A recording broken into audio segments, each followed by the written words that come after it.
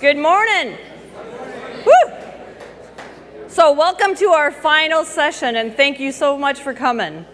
If you don't know, I am Ruth Ann Manlett, your Vice President for Professional Development. Thank you. I hope you guys enjoyed the morning breakout sessions, and I really trust that you enjoyed the reception and the awards banquet last night that was sponsored by Annexer. Please join me one more time in congratulating all the award winners.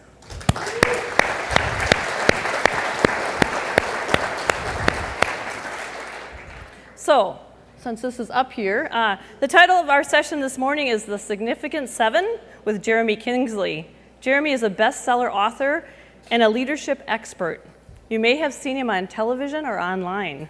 He has been featured in or on CNBC, CBS, Fox, Fox Business, Forbes, International Business Times, Wall Street Business, and many, many more large media outlets. Leadership expert Ken Blanchard has said, Jeremy Kingsley drives home principles that all leaders need to know and apply. His message has reached millions through radio, television, and on the internet.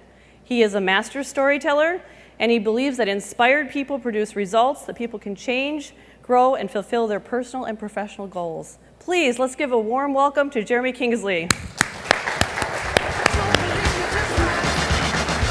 Good luck, sir. Well, good morning. My name is Jeremy Kingsley. It's good to meet you. I'm actually one of your customers. Just so you know, my wife's name is Dawn. A week from today, we're going to celebrate our 23rd wedding anniversary. Thank you. Yeah. Got married when I was 12. It's been going great ever since. But I have a son, Jaden. He's 16 years old. We just started looking at campuses all around the country. He's my quiet, shy athlete. But as a sophomore, he was an all-state distance runner in cross country. He ran a 4:31 mile and finished 7th in the state in the mile. So we just started looking at a bunch of different colleges. And I can tell you, we do have Kentucky on our list. We've already looked at a few that we really appreciated their facilities, their landscaping, the educational programs they do, but the first impression that they've given, we've also already cut off a few because of the first impression we got. So it's really ironic that I'm here talking to you as one of your customers, because my son's going to be going somewhere in the next couple of years. And I don't know if you know this, but let's just go deep for 1 second. What you do matters a lot. I don't know if you understand how much it matters in a deep sense. I know for me as a parent, I really care about what university my son ends up at, because it's going to impact his life. So when we go somewhere and we have a first impression and we take our tours and we look around, I want him to see the community. I want him to feel comfortable where he's going to be so he can really excel, because you're going to have an impact on my son's life. That's deep, and that really matters to me. I also have another son, Dylan. He's 10. He's more of my wild man, crazy guy. He's my ham.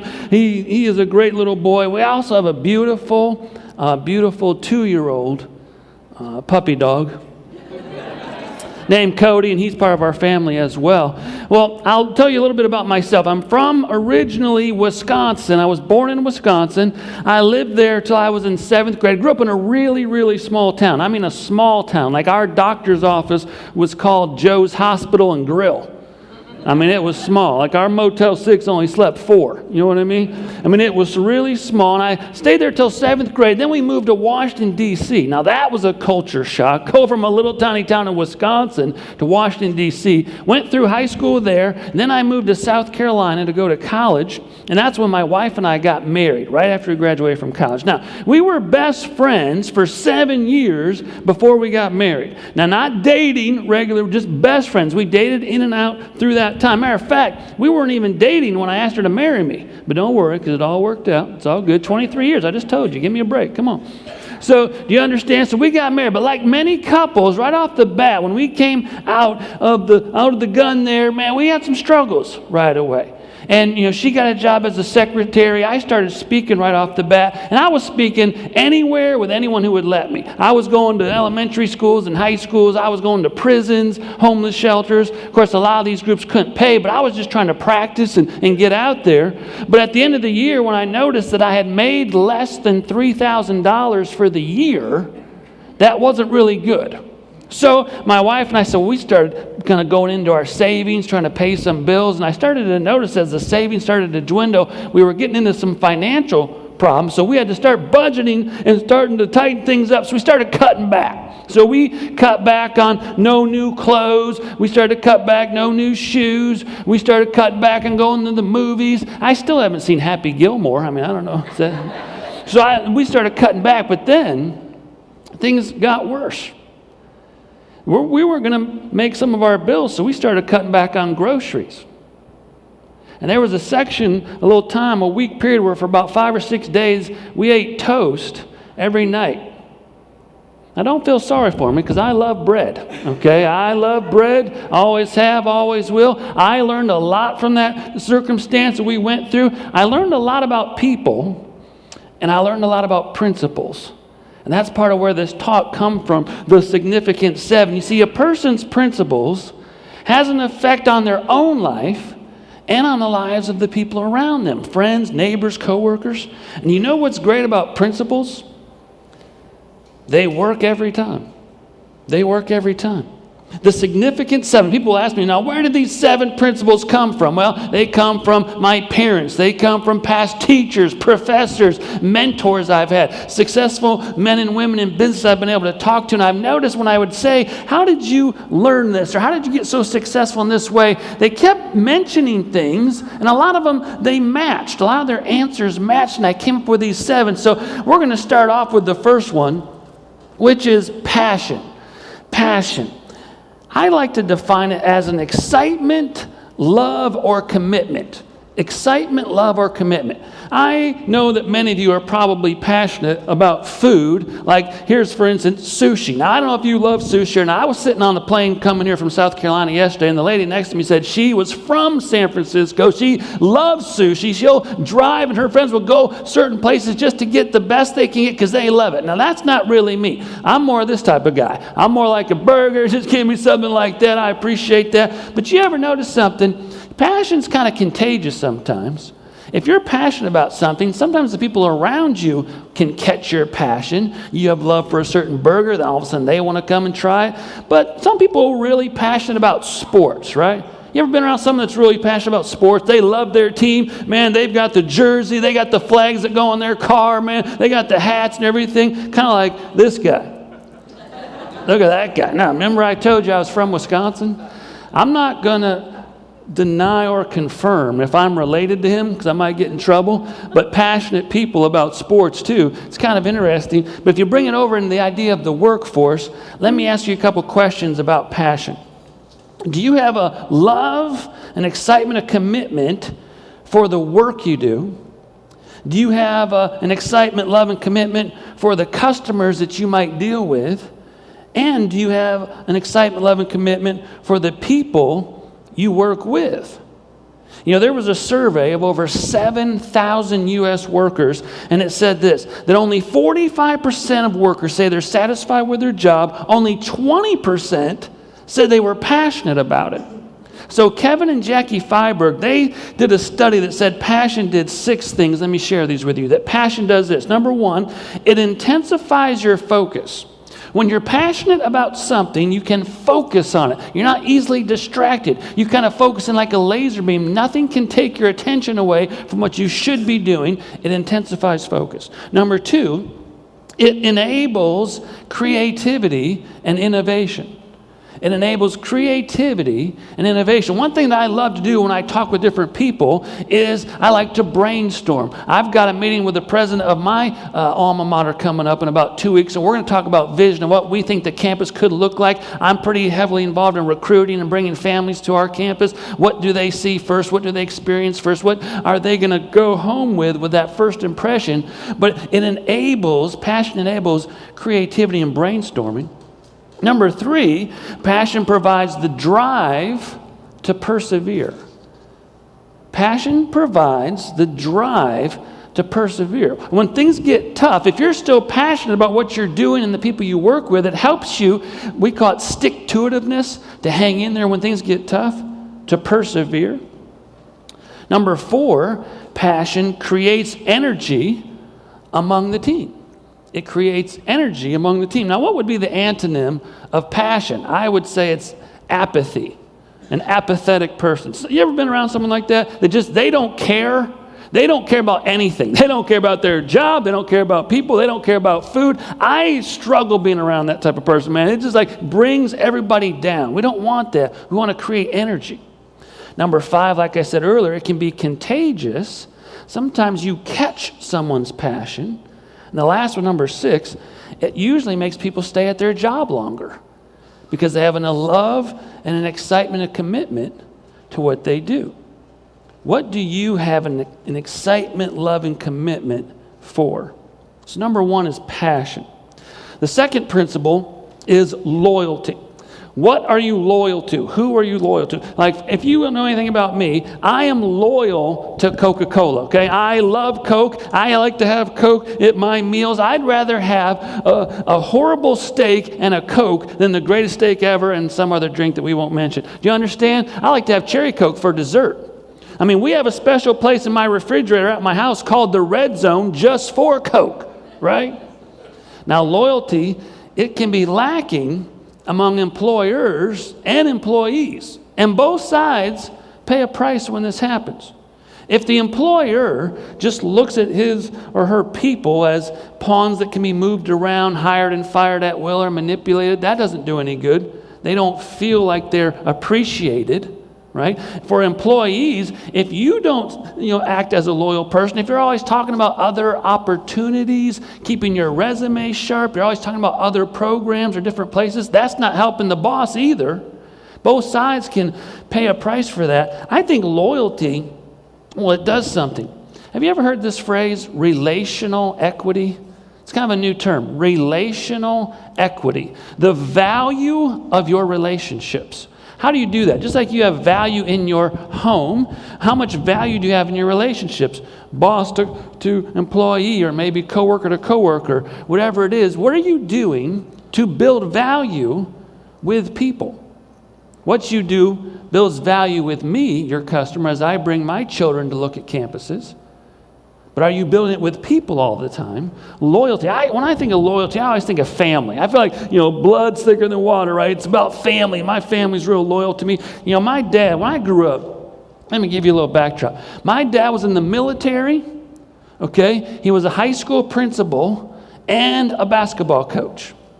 If that gives you an idea how I grew up. Let's review. Military, high school principal, basketball coach, if you understand what I'm saying. So when I was in Wisconsin, I think it was about 6th or 7th grade, I was at the football game with my friend Kelly Cruiser. He and I were about to leave. We jumped over the fence, landed in the parking lot right between 2 cars. We were in 7th grade, and then there were these 2 8th graders. We don't like the 8th graders, and they don't like us. One big dude, because he got held back a couple years, and then one little guy who's a real smart aleck, right? Why is it always the little guy that's always a smart aleck all the time? Well, the little guy goes, "Hey, Kingsley, what do you think you're doing?" I say, "Hey, man, I'm just trying to go home. I don't want any trouble." My friend Kelly looks at me and says, "I think we're about to fight."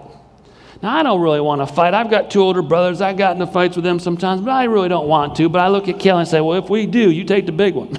So I said, "Listen, guys, we really don't want to be fighting." And this little mouthy guy, he all of a sudden takes a swing at me, punches me in the head, and we are fighting, right? Me and him are fighting. Kelly takes on the big guy. We are fighting. All of a sudden, I get the little guy down, hit him a couple times. I notice Kelly took down the big guy. We look at each other, can't believe we're winning because we're 7th graders, and we go, "Run!" So we start running. We get a little bit of a victory, and we run. Well, the next day we go to school. Now, I remember I told you we were in a small town, so we have our elementary school, middle school, and high school all connected right on one big property. All of a sudden, an announcement comes over the middle school speakers. It's my dad, the high school principal, says, "Jeremy Kingsley and Scott Bartles report to the high school principal's office immediately." All my friends like, "Oh, Joe, you're in trouble, man." So I start walking down to the high school. I see Scott Bartle. We kind of snarl at each other. But I'm thinking, I'm going to be fine, man. Loyalty. This is my dad. We're good, right? Well, we go in to his office. We sit down. And my dad starts yelling at me. He's not saying anything to Scott. He's just yelling at me. And I'm like, what is going on? Jeremy Kingsley, I don't know who you think you are. You come onto this property and you have a fight during a football game in the parking lot. These coaches and all these high school players, they worked hard all summer. They've been training, lifting weights, doing these things. They're representing our school. You disrespected by fighting in the parking lot. Don't you ever fight here ever again. If I ever catch you fighting or hear about it, I'll suspend you or I'll just kick you out of this school. And I'm like, Dad, man, where's the loyalty, man? Now, I want you guys to go back to class. Scott, the same for you. And I'm thinking, well, that's not very cool. And he's getting off, kind of free with this whole thing. And right as we get to the door, now my dad at the time, he's about 300 pounds, 6'2", left-handed. He stands up and goes, yeah, one more thing. Scott, if you ever touch my son again, you and I are going to have a major problem. And inside I was like, yeah, that's my dad. Yeah, don't mess with my dad. My dad's bigger than your dad. Yeah, loyalty, Dad. Family, man. Do the people that you work with, is there loyalty there? Do you know that they have your back? Do they know that you have theirs if something goes wrong? That you'll be there for each other? Builds relational equity, loyalty. There's a company called Southeastern Freight Lines, largest independent trucking company in the Sun Belt, Southeast United States, Maryland to Florida, Florida to Texas. They had this streak for 50 straight years of ending with profit in the black. 50 straight years before the recession, 2008. And all of a sudden, they were going to lose that record. They weren't going to get that 51st year unless they did some major cuts. I was talking to the owner and the president, and this is what he told me.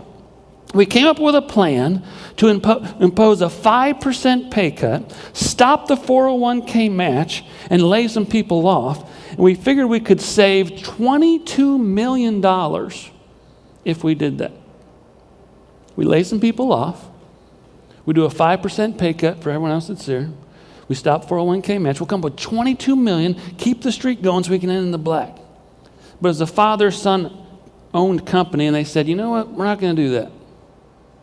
We're not going to do that. We're going to end the year in the red. First time, break the streak. We're not going to lay anybody off. We're not going to impose any pay cut. We're not going to stop the 401k match. I thought, well, that's really interesting. Well, a couple years ago, so the streak was broken. A few years ago, I was up in Charlotte at one of their distribution centers, and I was talking to the manager there, and I said, hey, how's it been going the last few years? What's the last 5 or 10 years look like? Because I've been noticing on the news and these different, places for business that you've been winning all kinds of awards. And he goes, oh, yeah, we've been winning tons of awards, some of them 7, 8, 10 years in a row. And I said, why is that? He said, well, remember when we had that recession? I said, oh, yeah. Remember that plan that came up when you had mentioned you talked to the president? I said, yes, sir. That meant so much to the people here that ever since then, they've just gone gangbusters. They are so loyal. They're so passionate. They work so hard. We're winning all kinds of awards. It all goes back to that loyalty they showed us from the recession. I thought, now, isn't that an interesting story? Loyalty. People are often more loyal to people than the job. That's why relational equity is so important. So number 2, loyalty. Number 3, patience. Do me a quick favor. Everybody in here, raise your hand. Everybody hold your hand up real quick, everybody. How many of you struggle with patience? Me too. Appreciate that. It's tough, isn't it? Patience is a tough issue. Think about in your life things that make you impatient. I was sitting on that runway yesterday in Atlanta when the storm came for an hour, actually in the plane before we even took off. And the lady next to me goes, I'm starting to have some struggle with my patience. That's interesting. I'm talking about that tomorrow because I was starting to struggle with it too. Think about some of the people in your life that you would say are the most patient. Could it have been a grandmother, or your parents or something like that? For me, coming from an educational family, I think teachers. I was a class clown. I don't know if you could figure that out, but man, the teachers had to be patient with me. I don't know if you know this story, but because right now one of the big issues around education is the physical education and wanting the children to be active throughout the day. Exercise for 60 minutes and things like that. Well, there was a school, this story says, that they were doing some renovations on the gym, and the principal told the teachers, the elementary school teachers, now, it might take a while for us to do all these renovations in the gym, but we believe in physical activity, and we want them to be healthy. I want you taking those children outside every day, twice a day for recess. I don't care if it's raining, I don't care if it's snowing, just bear with us, but we got to keep these kids active because we believe in it. And one of the kindergarten teachers, Miss Alexander, she comes to school one day, man, and it's just raining cats and dogs like crazy. She has 22 kindergartners. All of a sudden, these 22 kindergartners come in. She takes off 22 raincoats, 22 pairs of boots, and she sets them down. She starts teaching. She knows about 10:30. It's time to go out for recess. Okay, here we go. Let's go, kids. She puts on 22 raincoats, 22 pairs of boots. They go out and play and come back in. She just take them all off.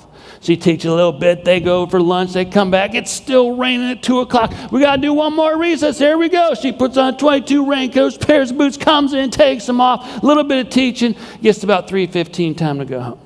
She starts putting on all these coats and all these boots. And there's one little kid there. It's kind of a smart aleck class clown kid, Johnny.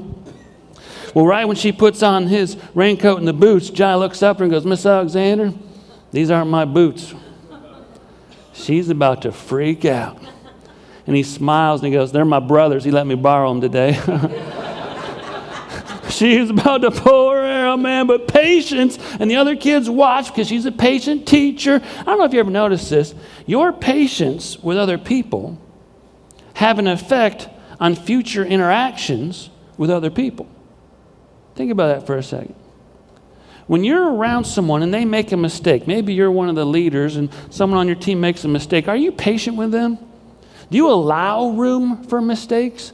I understand if someone makes the mistakes over and over again, you can't accept that. They should know better. They should learn. We have to have quotas and you should keep people accountable. I believe in accountability big time. But I also know you have to give people a chance to make a mistake sometimes. And I know this, that if a team sees a leader act really impatient when someone makes some mistakes, maybe they lose it for a second, they start arguing or they start cursing someone out, and all of a sudden now they're walking on eggshells. Well, if I make a mistake, are they going to treat me like that? Versus, maybe the team sees you act patient with someone, allow some room for mistakes. That builds some loyalty, relational equity, that they can trust you if they ever make a mistake. You know, I live in South Carolina. We're one of the top states in the United States for peaches, even over Georgia. Georgia's 3, by the way. California's 1. We're 2, so be quiet, Georgia. So I'm South Carolina. We don't like Georgia. Sorry about that. My son's not going there. Don't take offense to it. Well, so we would grow, peach trees. And I had this one peach tree. It was like 12 years old. And this peach tree could crank out the peaches, man. I mean, this thing could put out 200 peaches easy. And I expected it to put out 200 peaches because it was like 12 years old. But then we had planted a couple baby apple trees. And it was going to take a couple years probably to really see some apples come from that. But that makes sense. They're baby apple trees. I don't expect my peach tree to give me 5 peaches when it's 12 years old. I expect 200 peaches. But I don't expect a baby apple tree to give me 200 apples. It's a baby tree. You have to set realistic expectations and be patient. We still hold each other accountable. We still push to accomplish things. We still set vision. But there has to be some patience in there somewhere. Patience. Number 4, communication. They say it's the key, right, to all relationships. Is it really? Well, possibly. Key to all relationships. How many times have you heard, I didn't realize or I didn't understand, oh, you meant that? I thought you meant this. Why? Because there was a drop in communication. I think it makes a lot of sense when I think about what you do. I've been learning about communication for a long time. When my wife and I got married, when did we get married? 23 years ago. That's interesting. We've been best friends for 30 years. I like saying that better than being married 23 years. I like saying best friends for 30 years better. You know why? Anybody can go down to the courthouse and get a piece of paper that says husband and wife on it, but you can't go to the courthouse and get a piece of paper that says best friend. That's free. It's 2 for 1 Sundays there. So when we got married, 23 years ago, I remember she was working and I was working and trying to speak and do a little bit of schooling and stuff like that. But she said, hey, I need you to go to the grocery store today. Here's a list of 4 things. Here's what they are. Now think about this. She just communicated to me verbally. Here's what the 4 things are. It was like milk and bread and 2 other things.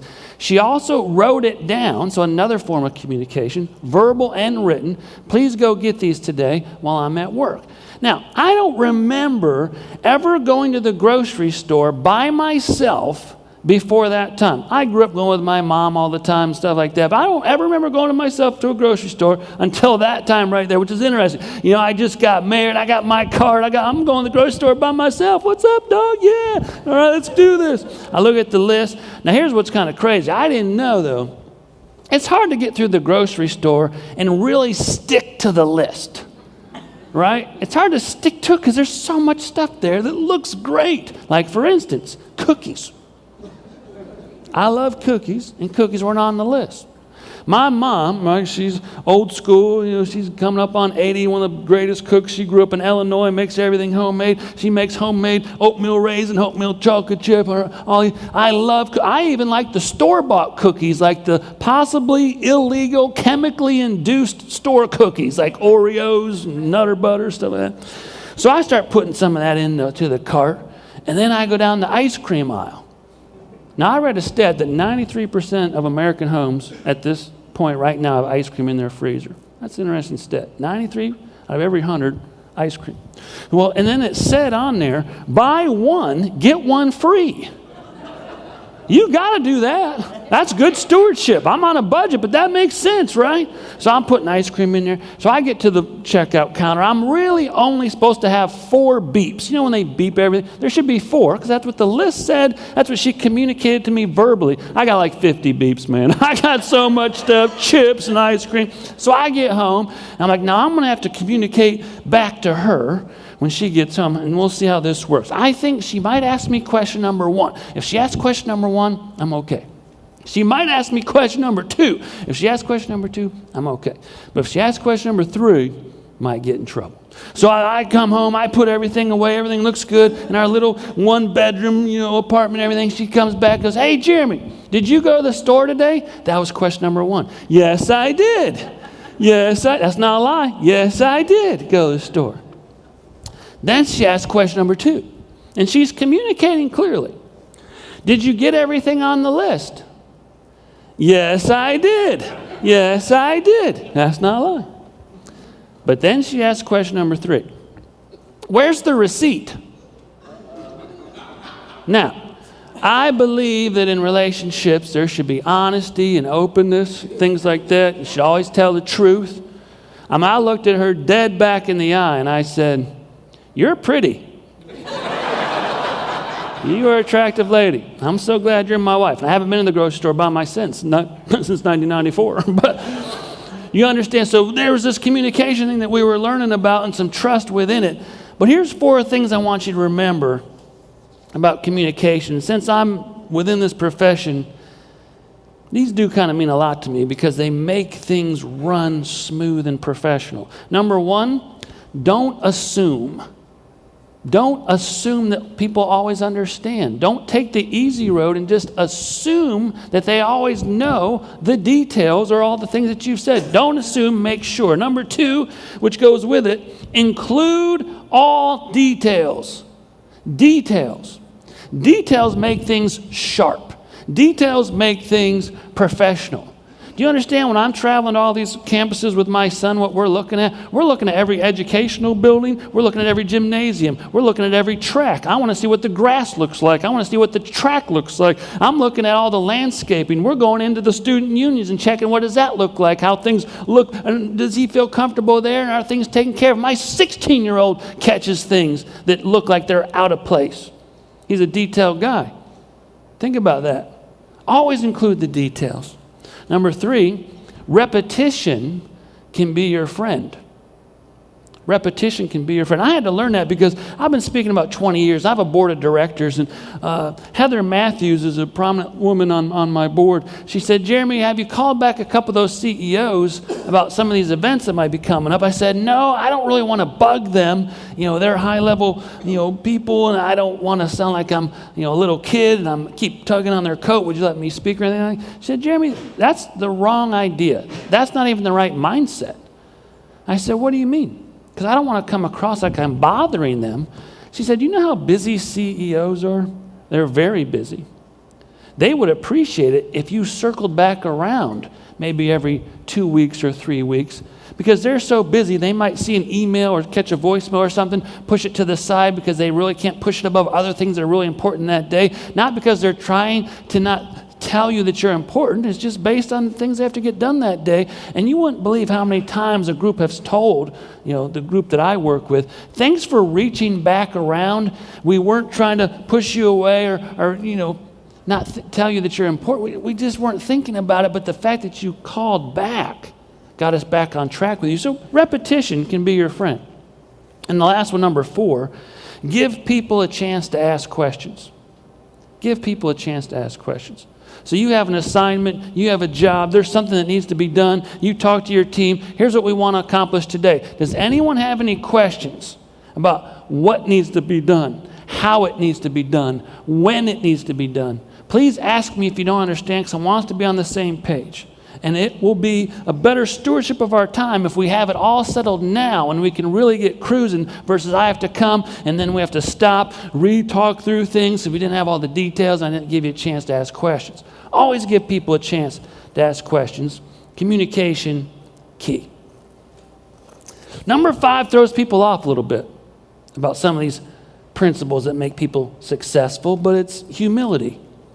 Humility. Not thinking too highly of yourself. A lot of people will ask me, how did you get started speaking? Which is interesting because when they have looked at some of my books and other people that I talk about, these great leaders, they'll notice that this is one that sticks out. It doesn't matter if you go back to Abraham Lincoln, Martin Luther King Jr., some of the greatest leaders you ever hear about were humble. But they'll say, hey, as you're started to grow professionally, you started speaking, how did that get started? How did this even go for you? Well, I say this. I was in college, and we would bring all these students for visitation days, right? And we'd have bands there, different speakers there. Well, when I was a senior, one of the deans said, hey, Jeremy, would you MC on one of our visitations when all these students come to visit the campus? And I said, I didn't even know what an MC was. I said, what does that mean? Well, you introduce the bands, introduce the speakers, maybe tell a couple of jokes, just keep things going, make sure that all these students that are visiting are enjoying themselves, when we have this special event for them. I said, that sounds good. Well, one of the speakers there was an alumni. After that thing was over, he said, what do you think you're going to be doing here in the next year? You're about to graduate and you're getting married. I said, well, I think I'm going to be a school teacher. He said, have you ever think about maybe speaking and teaching as a guest versus being at one school maybe and just being a teacher there? I said, no. He said, why don't you do a 1-year speaking internship with me? I said, well, let's talk about it. Let me get married and figure this out. Got married, talked to Dawn. We said, let's do it. I'm going to do a 1-year speaking internship. So I started traveling with this speaker all over the country.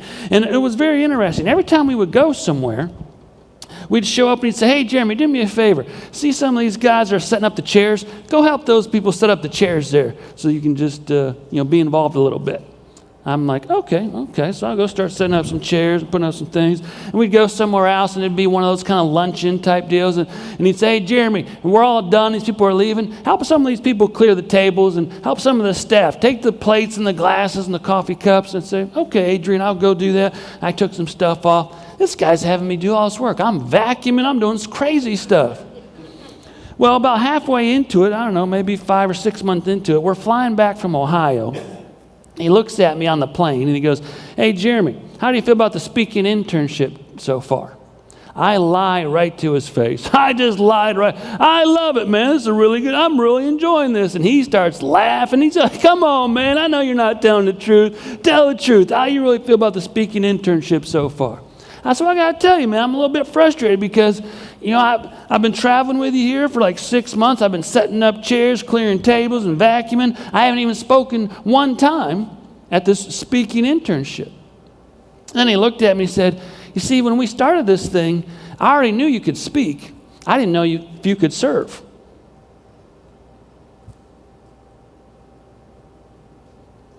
Every once in a while in your life, someone says a phrase that you're probably never going to forget.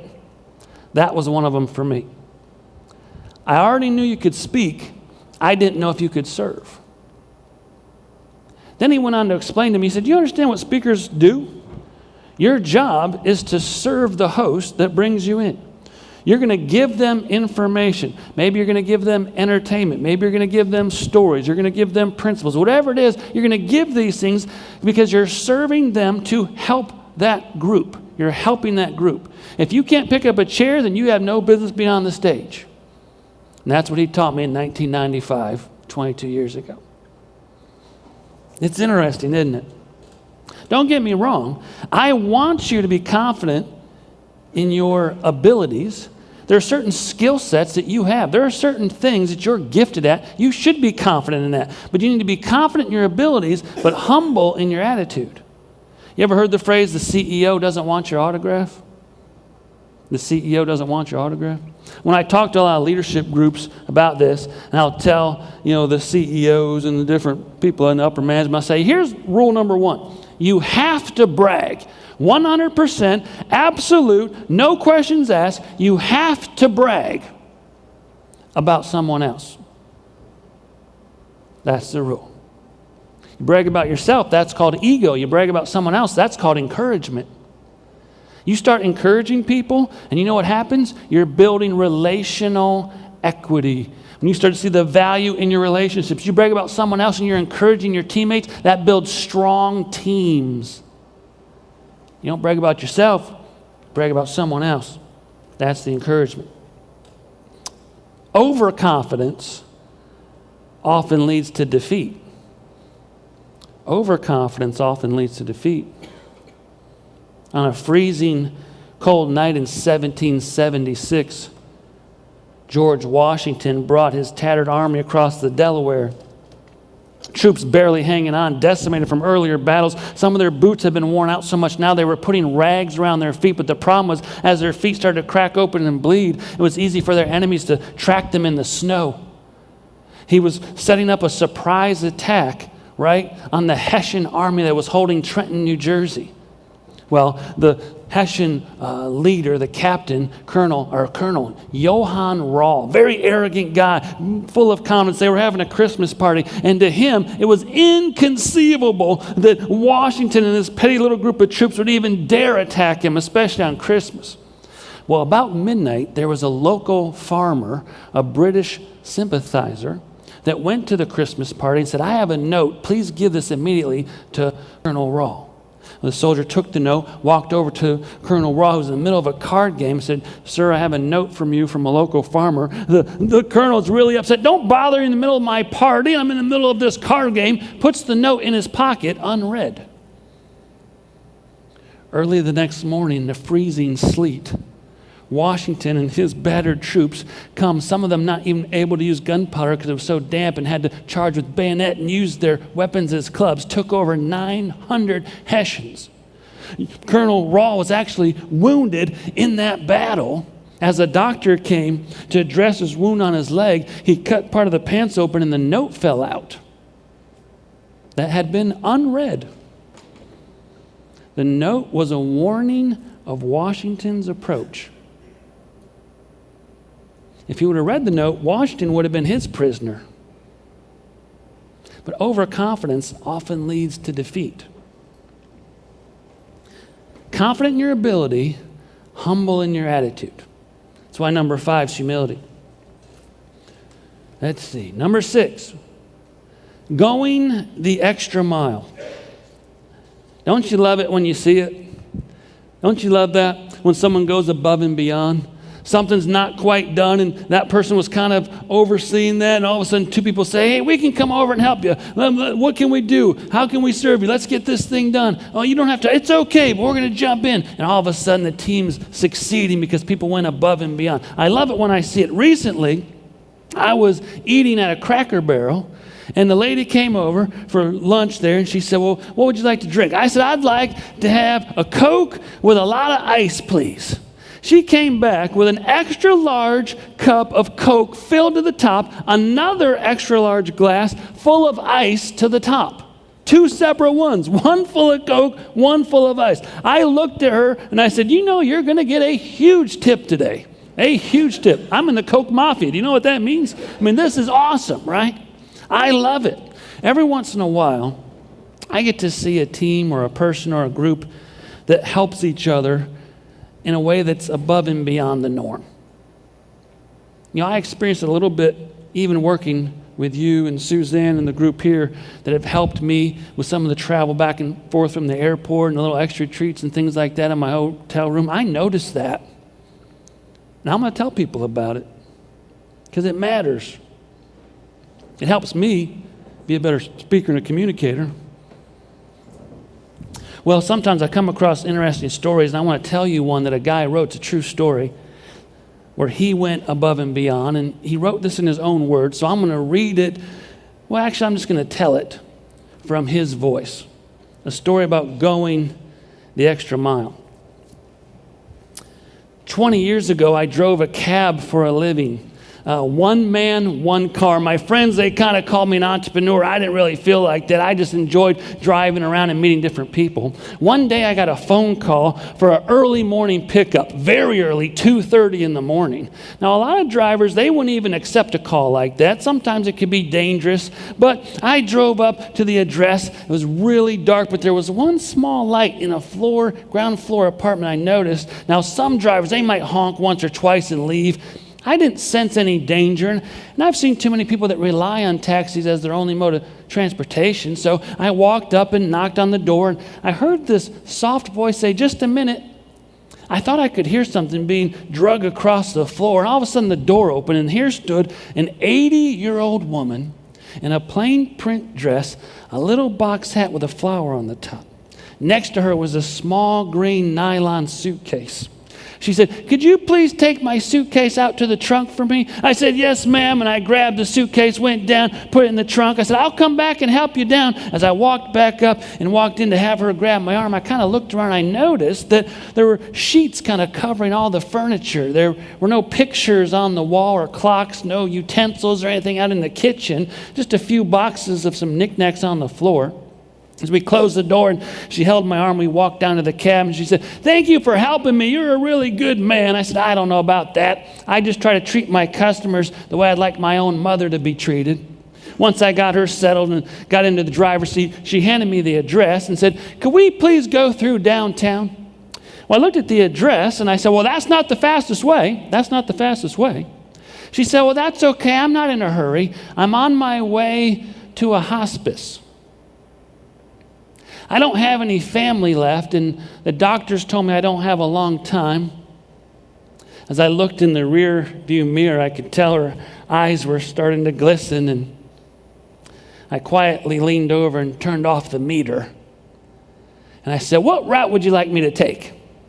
She said, "Well, let's go downtown to this one big building." I drove down to one of the big skyscrapers. It was one of the buildings where her first job was being an elevator operator. She would take people up to different floors and drop them off. Then we drove out to a community that had been established for a long time where her husband, who had been passed away now, but where they had bought their first house. Then third, we drove to this giant furniture warehouse that had used to be a dance hall where her and her husband had gone ballroom dancing. Sometimes I'd stop and she would just look out the window and not say a word. Just as the sun was starting to kind of creep over the horizon, she leaned forward and said, "I'm tired. I think we can go now." So I drove her down to the address, went down the long driveway. I saw two orderlies there. They were waiting for her. They were expecting us to be there.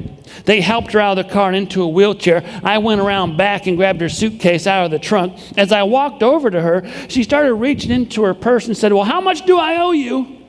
I said, "Well, there's no charge today. There's no charge." And like the sweet lady that she was, she said, "Well, you have to make a living." I said, it's okay. There'll be other customers." And without really even thinking, I just reached out and gave her a hug. And she grabbed my arm tight, whispered in my ear, "Thank you. Thank you for giving an old woman a few moments of joy today. Thank you." She let go and they took her in. And as the door shut, it was the sound of the closing of a life. I wasn't sure how to deal with it. I got back in my car and I drove around the rest of the day. I didn't pick up any other customers. I actually ended up driving home, and as I pulled up into my own driveway, I was reviewing the day's situation. I thought, I'm glad she didn't call one of those numbers where they would have just refused to pick her up that early. I'm glad she didn't get one of those impatient drivers that would have honked once or twice and left. I'm so glad I got to do that run today. As a matter of fact, I'm not sure I've ever done anything more important in all my life. True story about a taxi driver that went the extra mile. You never know what people are going through during the day. You don't know what's going on in their background and in their family. What could it mean for you to go the extra mile? Yeah, you might get the job done, but something else could happen. Something a little deeper. Now, don't get me wrong. I hope you go the extra mile with your husband, with your wife, with your children. I hope you go the extra mile with your friends, with your neighbors. I hope you go the extra mile with your coworkers. You know what? Maybe you'll go the extra mile. Maybe your boss will see it, and you might get a raise. You might get some special recognition. You might get a plaque. That would be great. Or maybe you'll go the extra mile, and your boss will not see it. It will go completely unnoticed. But maybe you'll get a different kind of reward. The reward of having an impact on someone's life. That's another good reason to go the extra mile. When people go the extra mile, it's interesting. When people understand that and they do it together, it makes a strong, strong team. Number 6, going the extra mile. Well, the last one, number 7, integrity. Integrity. Very important, because really without this, the other principles might not matter. I mean, you could communicate well, but if you don't have integrity, does it really matter? Maybe you can look like you're patient with people, but if you don't have integrity, does it really matter? I mean, what is integrity? It's being honest. It's having strong ethics. It's being truthful. I like the phrase, it's the person that knows the right thing, says the right thing, and does the right thing. Now, I've been learning about this a lot my whole life. Remember, I told you I grew up in Wisconsin. And I remember because my parents, really old school, and I told you about my mom, grew up in Illinois, and really old school, had the outhouse and the whole thing, and farmer. And when I was about in 4th grade, my mom said, hey, here's the deal. This is on the weekend. You're going to plant the entire cornfield today by yourself. Not for the farm, but just for our family. But you got to understand, when we talk about a family garden in Wisconsin, we don't mean a couple rows. It might be a couple acres, right? You know what I'm saying? So she says, here's the deal. I got about 50 rows out here to have you plant the corn. Here's what I want you to do. You take a seed, you put it down, you pack it down, you measure about 6 inches or so, put 1 or 2 down there, pack it down. You're going to do that on all 50 rows until this is all planted. You're not playing any basketball, baseball, football. You're not doing anything with your friends. You're not going to ride your skateboard. You're doing nothing until the cornfield is planted. Do you understand?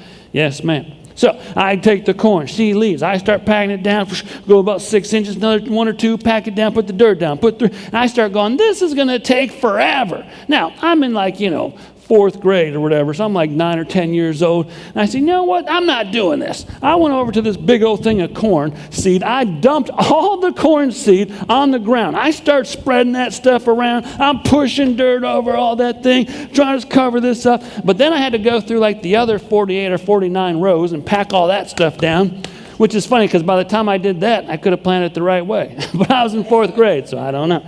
So later I go up and my mom said, you planted all the corn? I said, yes, ma'am. That's not a lie, right? Now, my parents are smart, educators, right? They decide to wait a few months to teach me the lesson that I have to learn.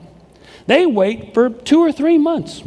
So there's a couple months down the road, and my dad and mom go, hey, Jeremy, let's go for a walk on the back side of the property down by the gardens and things like that. And I said, oh, that sounds good, because I'll eat some strawberries and some raspberries. Watermelon's looking good. And all of a sudden, where there should be 50 rows of corn, there's 1 row of corn, nothing, and then this gigantic corn tree. I mean, the biggest corn tree you've ever seen in your life.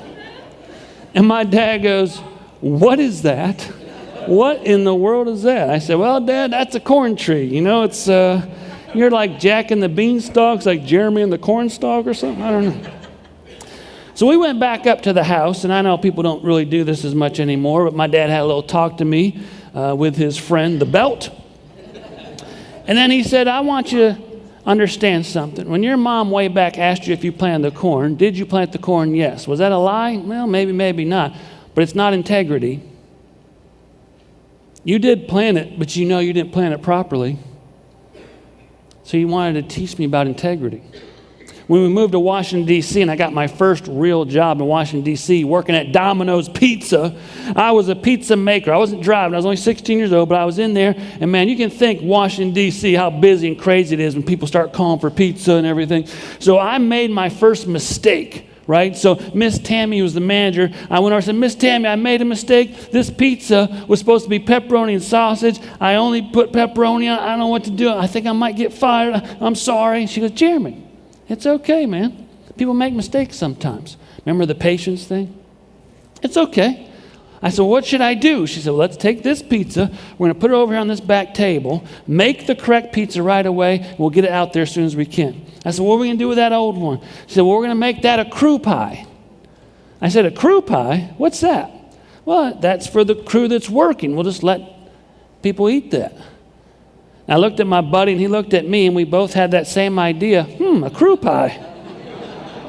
Interesting. Wasn't aware of that. So within the next couple of weeks, we started to have these mistakes mysteriously being made, and there were crew pies. Well, about 2 weeks into it, Miss Tammy figured out what we were doing. I pulled out pizza. I said, we got a mistake here, crew pie. She came over. Now, she was not patient this time. True story. She grabbed it with the little shovel piece. She threw it against the wall. She said, Jeremy, you're going to clean that up. I'm going to tell you something else. The first time you made the mistake, I was nice to you. I was patient with you because I know people make mistakes. We gave everyone the crew pie, but now you're taking advantage of me. And if you can't have integrity, you're not going to work here, so you need to decide. And I didn't make any mistakes after that. Integrity, it matters. There's a great Chinese story about an emperor that didn't have any children. And he decided he would make a child from the land the heir to the kingdom. So he said, summon all the children to the palace. They all came to the palace. Each of them received one seed. They were to go home, water the seed, take care of it, bring it back a year from that day. There was a little boy there named Ling. He was so excited. He got the seed, went home, got a little pot, got the best soil he could, put it in there, watered it, put it in the sunshine, but it wouldn't grow. Nothing sprouted, nothing was growing. He's noticed after about a week or two, it just wasn't happening, but some of the other kids, they started to have little sprouts of little plants and flowers and bushes. He couldn't understand what was going on. He was getting nervous, and week after week, nothing was happening. Soon, all the other children had these amazing plants, and Ling had this barren pot. Well, the year passed. All the children were summoned back to the palace, right? The emperor came out to look at all the magnificent plants that they had brought there, and he noticed that there was one boy there with an empty pot. He went over to him and said, what's your name? Ling. Ling, why do you have an empty pot? Well, I took the seed that you gave me. I watered it, put it in the sunshine. There was soil there. I just could never get it to grow. When he said that, he knew his chance of becoming heir was over. Emperor shook his head, continued his inspection, walked back up to the throne, said, I've noticed that all of you have brought some amazing, magnificent plants. What you did not know is that when you were here a year ago, all the seeds that you were given had been boiled so they would never grow. So how is it that before me I see thousands of plants? Ling, come forward. Ling comes up with his little pot, kind of nervous, not sure what's going to happen. This boy, Ling, has shown integrity and courage, and that is much more valuable in leadership than impressive presentations. Ling shall be my heir. Great story. It doesn't matter if you're an heir to the throne or you work a 9-to-5 job. Your integrity is a reflection of who you are. No matter how successful you ever become or whatever you keep doing, don't lose your integrity. To know the right thing, to say the right thing, to do the right thing. Integrity matters. Everything you do in life matters. Every word that you say, every action that you take. You see, understanding and applying these significant 7, you got passion, you've got loyalty, patience, communication, humility, going the extra mile, and integrity. These principles, they help people. They help teams. They help you, and they help everyone. So remember, a person's principles has an effect on their own life, and they have an effect on the lives around them. And you know what the great thing about principles is? They always work. Thank you for your time. I appreciate the opportunity to talk to you this evening. Stay up here for a second. Okay.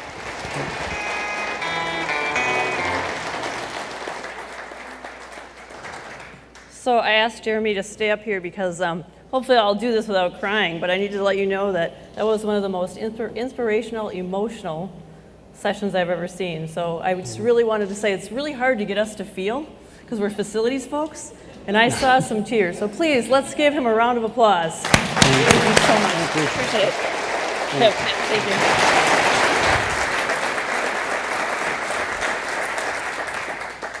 The other thing I need to tell you about is Jeremy cannot stick around for a long time, but he will be here for a couple hours. And so those of you that want to try to show your passion and go the extra mile so that his son goes to your university or your college, he'll be right up front, okay? So, but I think you got a flight at what, 2?